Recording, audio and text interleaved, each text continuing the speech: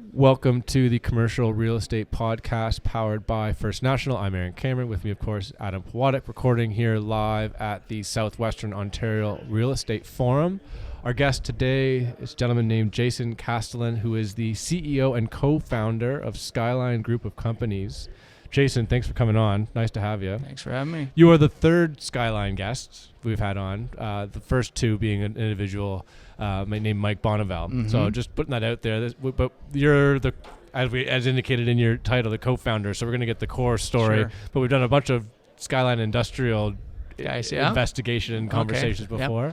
Yep. Just setting that table. So if you are interested, go back in the show notes and go back and you can hear some of the stories about the Skyline Industrial. So we'll probably steer a little bit away from that because we've had that conversation before. But anyway, thanks for coming on, Jason. Yeah, thanks. And I'll say that Mike Bonneville, I've got a picture actually posted in the dressing room of when we played Pee Wee hockey together in Walkerton. We're from Walkerton, small town guys, so we knew each other long before we came back together in the fun side. So so we have got a long history together. So let's get into it then. I know that your origin story, I've heard versions of it before. I know it's more interesting than most. Maybe we'll spend a little more time than usual kind of going through the original inception, the growth to where you are now. But how did it all start? Yeah, it wasn't a plan. We came to university. Marty and I my brother, who's a partner and co-founder in the business. We moved to Guelph to live with our father, to go to University of Guelph, cheap rent. But having not lived with our father for a number of years, it was we got booted after a semester, and but to our dad's credit, helped us buy our first student rental. Marty and I moved into the basement. We rented out the 3 rooms upstairs. That worked at the time. You could be cash flow positive, albeit about $25, so a case of Wildcat of beer of profit every month. So you probably thought it was a big win too at the time, right? We totally did, and we said, well, if we can get one, let's do another. Now 5 of these, 2 cases of beer, and I kid you not, that's our business strategy in the 90s when we were building out the student rentals. So 2 cases of beer is better than 1 case of beer. Well, and then we kept going, and we got up to 52 houses in Guelph. So we were running around fixing them up. We lived in a lot of them while we were fixing them and getting them ready and poking little bedrooms in for students and trying to expand the count. And then as we were doing that, the profits started to come. Rates were all then coming down by that time. But 52 houses had 52 roofs, 52 lawns to cut, 52 furnaces that did not fire up the first cold snap in the fall. All that headaches and stuff that we had to deal with. So we moved into apartment. We bought an apartment building, which, a 52-unit apartment building has 1 roof. How many years, sorry to cut you off, how many years did it take you to go from the first one to 52? Because that's a big jump, right? Yep. It was an overlap. So we were actually accumulating those houses all through the 90s. So from late 91, 92, right up till I think we were still buying houses in around 2001. But by then we had saved up a little bit and bought an apartment building to try that out. And your brains are going, wait a minute. Now you're doing the calculus of this is operational nightmare. Well, and the apartment building, we weren't handling the call. We had an on-site superintendent who dealt with the call at 2 a.m. when the pipe always bursts, right, on a Sunday night. It doesn't happen in the regular time. So we were doing that as well. But we had to wait a long time to raise that capital for those big assets. So in the meantime, we could chunk off these little student rentals, borrow 12% second mortgage money at the time, but it meant getting the asset as opposed to not getting the asset. So we were chugging along, doing all the heavy lifting along the way, and so that was through the 90s. And then in 1999 we had met Jason Ashdown, who's our third co-founder and partner in the business. In 99 we formalized and created Skyline, which is the parent company today, the Skyline Group of Companies oversight that we started formalizing, putting syndicates together. So we were getting friends, family, investors to invest with us for these syndicates. How'd you come up with the name?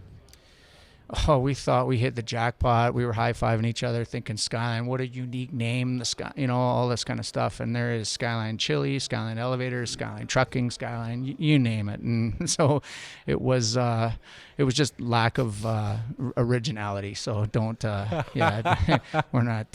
But it's stuck. It's stuck. You haven't rebranded. Yeah, it fits our business. I wonder why Skyline Elevators or Skyline Trucking. Well, anyways, I'm so I think Yeah, ours is more you're- appropriate. yeah. So I like it for that. But we just continue to evolve, and we started then we learned about the syndication model. So the syndication model was where we would buy an asset, put together a group of investors, buy that asset, and then we would And this run is it. through like a GPLP. at that point? Actually, corporation. We Through a did corporation. we did a corp, so they were buying shares. The single family homes for the students, that was all just you and your brother at the time. Yeah, and then we had some partners, some silent partners. Our dad was in there. We carried our dad along. So you were kind of and he learning helped, about business and all the corporate Yeah. mess and taxes all as you were kind of going through Yeah, and all we were this. going into the banks at the time, and pimply faced and getting guys looking down their nose at us and not wanting to lend us commercial quality money because we didn't look the part. If Barry Gidney were here, Barry Gidney's an originator at First National, and I've heard him say it. He's like, those guys, they owe me everything. It wasn't for me. Yeah. I gave them their first dollar. To Barry, there is some truth to that. Barry, we had a connection, and Barry was very helpful in the early days because we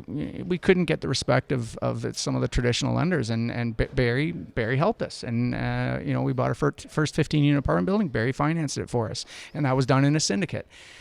So it was good, and I think that was the equity Skyline equities, and then we had equities 1, 2, 3, 4, 5. We just created these syndicates along the way, and Barry helped us in some big ones in some very short time frames. We had FOMO, so we would get an offer, and we probably didn't do the proper due diligence at the time, but it meant getting the deal and let's get it in. And Barry was cramming through trying to get it financed for us. Ready, fire, in. Yeah, like that approach. 100%. Just to finish the commercial off, First National can still do those types of things for you. No, I know. Barry's been great. Maury's been awesome too, and helping us out in some big loans as we continue to grow beyond our britches. So do you still own those 52 single family homes? No, they're terrible. Like, was it a celebration of like sell the selling final them? one? Yeah. Yeah, wow, with what real estate's done in the last couple of years, we could have made a huge bank, but I don't know what you translated what we sold them for and what we've done with the money since is probably much better. But well, there's probably some land assembly and development opportunities that you probably missed out on. But I mean, hindsight's 2020. Yeah, right? but it was great to do that, and we really learned fundamentally how to operate our real estate, how to purchase it. We got better at that, how to operate it, how to finance it, how to deal with disgruntled tenants, how to deal with crooked tenants, how to deal with all the things. I could write a book on some of the processes we might have went through to make sure we got paid our rent, but that's for another off the record story. Yeah. So it was great though, and then converting that into we went from those houses, 52 houses, to now this equity model. So these were bigger buildings that we were able to do, but now we're equities 1, 2, 3, 4, 5. And you were putting multiple assets into one of those organizations. What was the constraints around them? Well, there was a 50 shareholder constraint that we had around them, and so we would do them, but we were basically buying an asset or a couple of assets in a corporation, putting together investors, put it to bed, on to the next one. And so that was working well until we got equities 9, 10, 11, 12. Now we have a corporate structure problem. We didn't have a problem with the real estate. It was where the student rentals were a real estate problem. We had 52 of them. Now the syndicates were a structural problem with 16 bank accounts, 16 AGMs, 16. So we it was about the time when Wayne joined us, Wayne Bird, in 2004, and our CFO, who is our current CFO today, he helped us. We amalgamated all of those assets together and then launched Skyline Apartment REIT in 2006. Along that time period is when we were selling off the student rentals and weaning off the 80-20 rule, where 80% of your time is on 20% of your revenue. That's what the student rentals were becoming. Mm-hmm. We weaned off of that, and then really once the REIT took hold and took focus, now we had an infinite platform for bringing in assets and raising capital. So how many units at the time? Roughly. We had 27 properties, 83 million enterprise value, 27 million worth of equity, 83 million worth of enterprise value, and we had I think it was 19 properties at the time that we amalgamated in from these 16 syndicates. And then what was the growth like as soon as the REIT got created? Well, it was it was slow. Like capital was our constraint at the time. We were still really relatively new, so a lot of trust, a lot of uncles and aunts and friends and family who trusted, Jay, Marty, Roy, Wayne, and some of the other guys that were starting to come onto the company at the time. It was still built out of trust because our track record didn't exist. And I mean, early on, you get called everything from a Ponzi to a cult to a scam to a scheme to whatever. Like we were fighting all that as well in our local markets and with people. But the true people who backed us, they were getting rewarded by distributions. They were getting that. So we just started to continue to talk to people, and the hair commercial, the shampoo commercial, and they tell two friends, and then they tell, and so on and so on. And that's what happened with our entity. And now all of a sudden, then the capital could match the growth requirements that we needed. But that's where Barry, First National, and a lot of other lenders and a lot of other individuals certainly helped us. Was we would often put the cart before the horse. We would buy the asset, do the due diligence, commit to closing on it. Now I got to go raise the capital. So we had, Uncle Maury come and help us with some closing. You're not the only one. Yeah. Well, and as well, I mean, apartments were not, correct me if I'm wrong, but apartments were not as desirable then as they are now. Was that part of what made raising capital difficult, that it wasn't as sexy as office, which of course now is having, a lot more trouble than apartment? So we're again, I'm from Walkerton, Ontario. Our original founding guys and partners are all small town guys. We love and believe in the small towns. We're buying in those markets, even if apartments weren't attractive. Now small town market apartments were even less attractive. So getting finance guys to come out and help us was even harder to do at the time, and attract the equity to go into those. Let's talk about that, because we are at the Southwestern Ontario Real Estate Forum, and you guys started in Guelph. You're from Walkerton. What was the investment thesis for growing that REIT now that you've got it now you got it built? I'm showing how simple we are here. I've got this veil of sophistication, but when you stripped it back, secondary, tertiary markets. So we love, all of us guys, we love hockey. The model is take the paper out, go to the sports section, look at junior B, junior C, junior A hockey centers, and those were the centers that we focused in.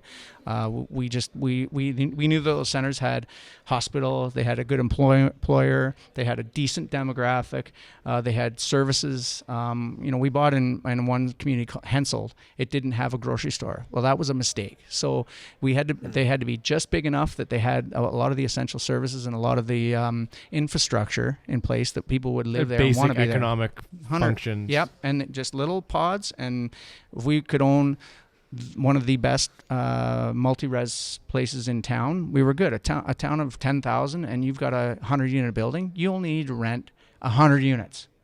So I'm sure out of 10,000 people, we can find 100 to live in our buildings. And that was a model that we built on and worked because it was pretty simple, pretty straightforward, and it avoided the institutional competition that came from the bigger cities like Toronto and Mississauga, and that where for the same $100,000 a year income at the time, we could pay 11, 12, 13 times the multiple, where in Toronto it was 18, 19, 20 times multiple. That made no sense to us. Where we wanted to create good yield for our investors that provided for that in these secondary, tertiary markets. You're buying at higher yields, but financing at the same yields, I guess, is the simplest way of putting it. Yeah.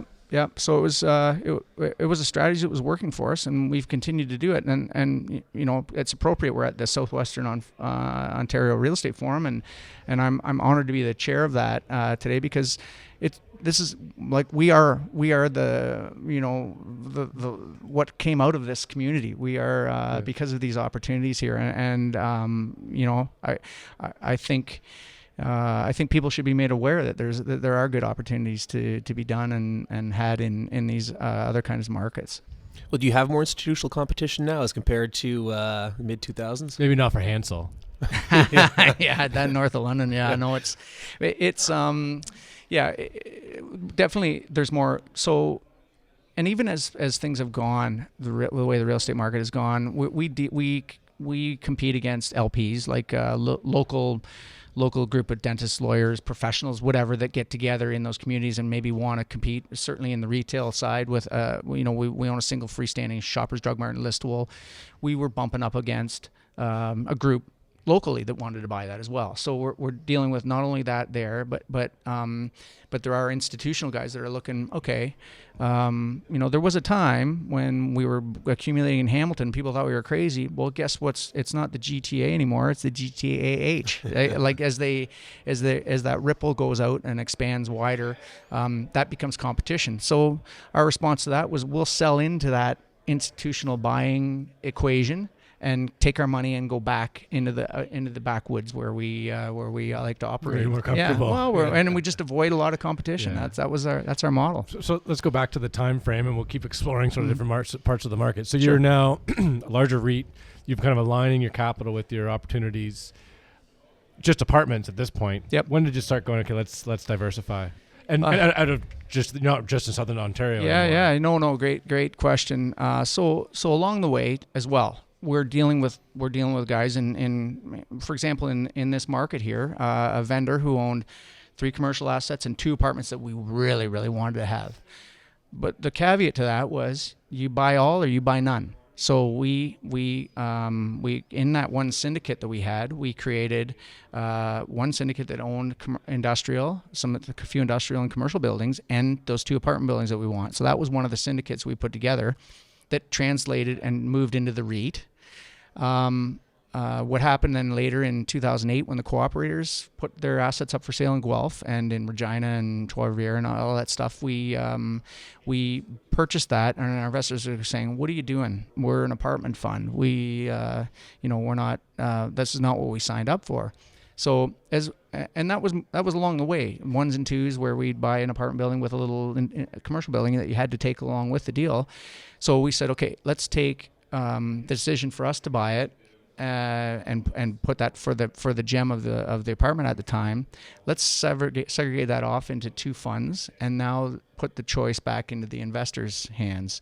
Because some of our investors believe that they like commercial real estate better than they like multi-res. It's very management intensive, where a 20-year lease on an industrial or retail property, it's pretty straightforward. So when we launched then the industrial REIT in 2011, that was 5 years after doing this. Now the choice was back in the hands of the investors. So now we had fund number 2, Skyline, we call it commercial at times. Now we've changed the name to industrial because that's our focus. But Skyline Industrial REIT was the second fund.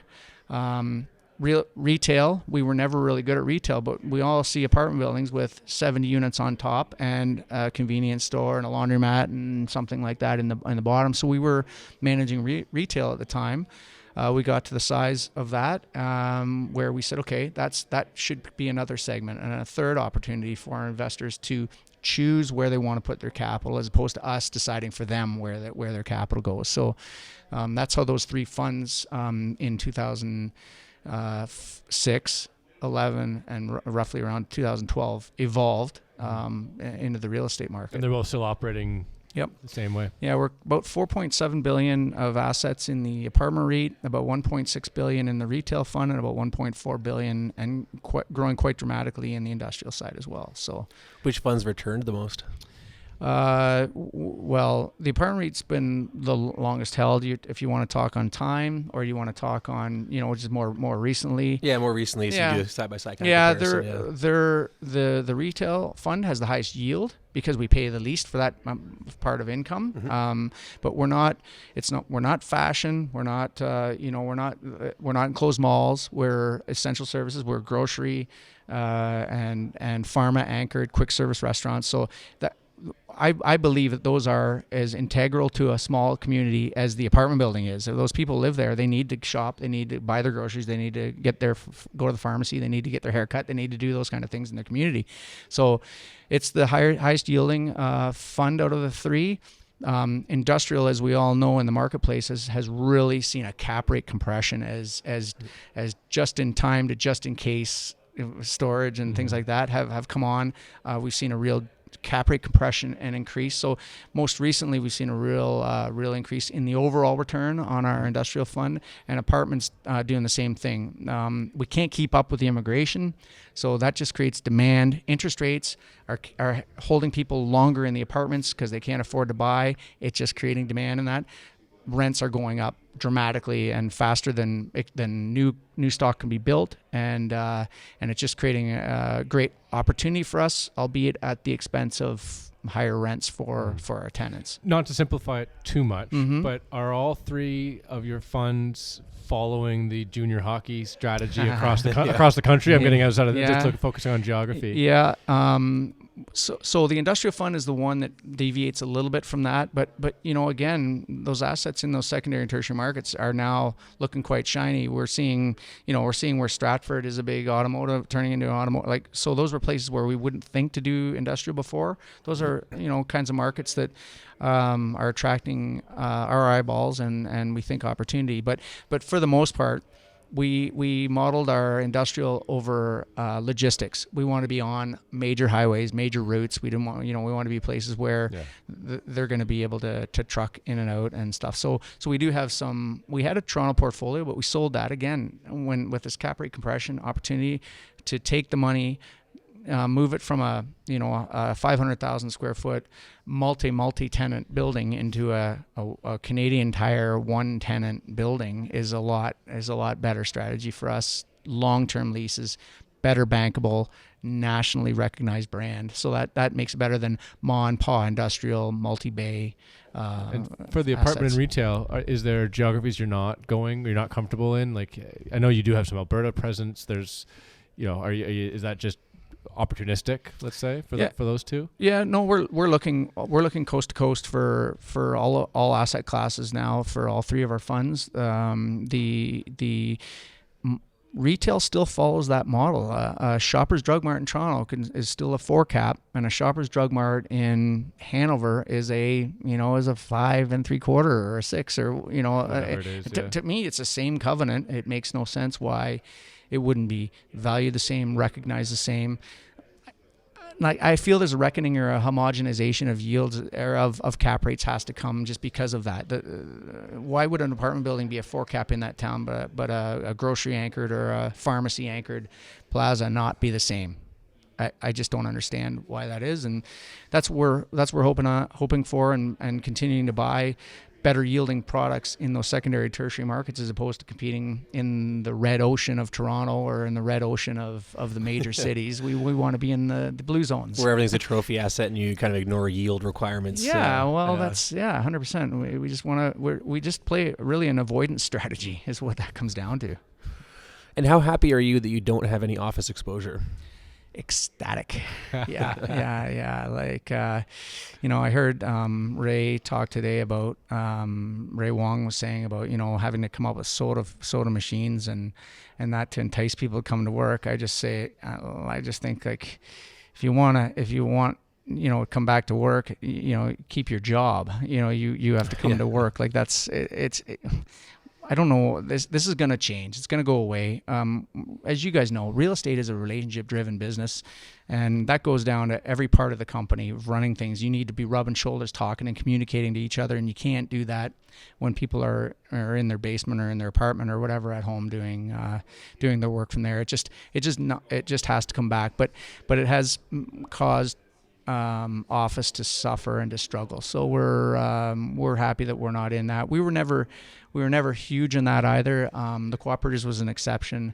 But I mean, Cooperatives is the only company when I was 16 that would insure me on my motorcycle. So I was near and dear to them when that came available. You owed them. Yeah, we owed them exactly to be their landlord. Yeah. So, but they were a great tenant, and it was a long-term lease. And I knew an insurance company was going to be in business. They have great lobbyists to keep them going well. So a lot of natural disasters keep them going too. Yeah, exactly. So what is your work in office policy? I assume that you would be instrumental in determining that. Do you have a set policy? Because we're in a bit of a moment of flux where people are starting to use more of a cattle prod to get people back into the office. So what's your vision on that? Well, I mean, we have different aspects and components of the business as well. I mean, when COVID was going on, we were an essential business. We were coming into work every day, and like a lot of the executive team, we were there, elbow to elbow in the boardroom. How are we going to navigate this and work our way through it? There were certain aspects of the business that could work off site, but again, I think if you want to, just human nature. If you want to advance in the company and you want to be an integral part of it, you're going to be part of the conversation. You're going to have to be there, and they're going to realize that. A lot of people are going to realize that on their own. But in the meantime, we're encouraging people to come back. But it's still sensitive times, and we have to undo what I consider a bad habit, and it takes time to undo habits. And this, we got to get this back. Ray Wong said it. It's Costco at 2:00 on a Tuesday, right? Like that's an attractive opportunity to save myself the headache of a Saturday morning Costco run. Yeah, well, and that is not why you work from home. Yeah, right. Like that's not the reason. It's to work, and so if that's happening, I think that we're going to be better off when things get back. How many to normal. employees at Skyline? We're approximately 1,000 employees. If when you count, we've got a hotel that we manage. It's about 100 full-time, part-time staff, and then we've got a lot, because we're a big component of our business is apartment. We have a lot of on-site staff. They're about 550 of employees in this, so we've got about 250, 300 office staff scattered through our head offices in Guelph, but we have satellite offices because we are across Canada. It's a long way from getting kicked out of your dad's place. My dad hates it when I say that, but I felt like that at the time, and I was pissed off at the time. But you know what? It was, in hindsight, well, it you was said the best thing that he happened. helped you acquire the asset. He wasn't throwing you out on your rear end. It makes more drama if I say he kicked us. Do you ever sit back and reflect though? Like just go like, geez, like totally quite coincidence. Like we have guests like yourself on regularly, and often it is father in the business or uncle in the business, or I started off and I saw this vision and I grew towards it. You kind of walked bass backwards into this. Yeah, we did. We for sure did. Like, I mean, our dad helped us. I mean, but our whole upbringing, our mother was shaped who we were too. So it's a whole bunch of things. Having these individual investors. What a resource of people to talk to. Like when we expanded into Timmins, I remember sitting down with an investor and going through, would you want to be a part of this? It's a long way away. It's for us, it's our furthest market now. And to have the insight from an investor say, okay, let's run through analysis. What's the possibility of loss? And all this kind of stuff. And then, well, I don't know why you wouldn't do it. And I'm okay. Well, then if our investors are behind us, then let's go. So having that resource. And lots of investors have given us good advice and bad advice. We just pick the stuff we want to listen to. But it's been very helpful, and there's been so many people along the way that have helped us, as we talked about earlier with Barry and Maury and all that. So What point when you were buying the Guelph student houses did you realize, hey, this could be a career? Like, when did you and your brother realize it's no longer about just what's the number? Yeah, or it's no longer about just getting another case of beer a week, right, or a month. Like this is hey, we could make a living off this. Yeah, we're still figuring that out. And we're making a living at it, but I'm still pursuing my NHL career at 52. Yeah. So we still have. You're gonna buy the Ottawa Senators? Is that what? No, I want to play. But buy them, you can. Yeah, no, it's. I don't know when that switched. To be honest with you, it kind of evolved. Like I'm going to Guelph for a biological science degree. I don't know what that has to do with real estate. So it's just kind of evolved over time. When we started getting the syndicates, we started getting to it. I think we had a goal. If we could hit 800 units, then we were there. Well, did you graduate with more than one unit in the portfolio by the time you got to school? 94. Yeah. Well, houses. Yeah, we had. Yeah. We had maybe 6 or 7 houses at the time. By the time we graduated, but then another friend who again who's a board member today and who's my centerman when we play hockey. He Jeff Newman. He told Marty and I, why don't you guys get your real estate license? So we got a real estate license. And what an amazing door into opportunities. And some years our commissions, like 80% of our commissions we made selling to ourselves. So and then we used that to kick back into to buying it, and never allocated any for taxes. But that was another problem we had dealt with in the Learned spring. about that. Yeah. Learned about that too. So I mean, I'm peeling back the curtain on all the it's the honesty and the experience. I mean, you're having fun, right? Like you're doing it because you enjoy it. 100%. And if it wasn't fun, you weren't enjoying it, you wouldn't be doing it. Yeah. I think that's the real takeaway. And some of it wasn't always fun, but it was good stress. I think it was good stress and helped us build fundamentally a better company. We all know we learn more from our mistakes than we do from our successes, and it's been oops, that's a pitfall. Let's close that door. Oops, that doesn't work. Let's close that door. And it helped us get better and better throughout the years as we've evolved. Well, in problem solving, you never feel your brain so much engaged as when you're trying to solve a significant problem. Yep. It's all neurons firing in the same direction. Yeah, So. And the beauty of having partners that were that, like I've often said that if it was my company alone that I had started, I wouldn't have 10%, I wouldn't have 5% of what we have today. It's the strength in numbers. You come to work feeling like crap one day or feeling iffy about this deal. You got 2 or 3 other guys saying, hey, no, this is good. Like I found this or I found that, or somebody to balance off of to say, yeah, maybe we shouldn't do that deal or things like that. So having the strength of numbers, the collaboration, I think has been one of the major keys to our success as well. Good. Accepting you don't know what you don't know is obviously integral. We're running out of time, Jason, so I'm sensitive. I guess we did mention he is chairing today, so he's got a lot of obligations around this conference, I don't want to keep not him just very much talking longer. Let's just do a couple minutes on future. So, I mean, expanding into other countries, other asset classes. You mentioned the hotel. I mean, what kind of things are on the horizon? Well, for I you? Didn't even talk about our fourth fund, which was the Skyline Clean Energy Fund. So next to taxes, one of our biggest expenses on all our properties is our utilities. So back when the microfit and the fit program rolled out in 2010, we started putting systems on our roofs, and much to the chagrin of people saying, well, that's government funded and all that stuff. As soon as they saw what that contributed to the bottom line, our investors all of a sudden liked it. Early fit was so profitable. And microfit. So we had those on our buildings, and we did that. And then as the program evolved, we said, like, there's institutional size and grade assets that we can do here, and they're tangible. They fit our mandate, and there's something that, energy demand is a huge thing that comes hand in hand. You build another building, it uses more energy. Where does it come from? And the infrastructure is struggling and to keep up with that. So produce the energy where the energy is being consumed. Clean Energy Fund has come along, and we got $300 million worth of assets in that fund between solar and renewable biogas facilities. We're one of the biggest biogas producers now in Canada with that fund, and we're going to continue to see that. That's great. See that grow. So that's our fourth fund. Going forward, we dabble in a lot of things, and admittedly, a lot of those things don't work out. But the ones that do, and that has runway and opportunity to become institutionalized and become, big enough that we can take investors. Scalable. That's what's going to be fund number 5. We learned the hard way with our hotel that we built in 2005. There was a lot of years, a lot of pain, a lot of struggle. But we learned from that, and since then we've acquired a couple other properties, and maybe that turns into something that one day, maybe it doesn't. If not, we're gonna have fun with that.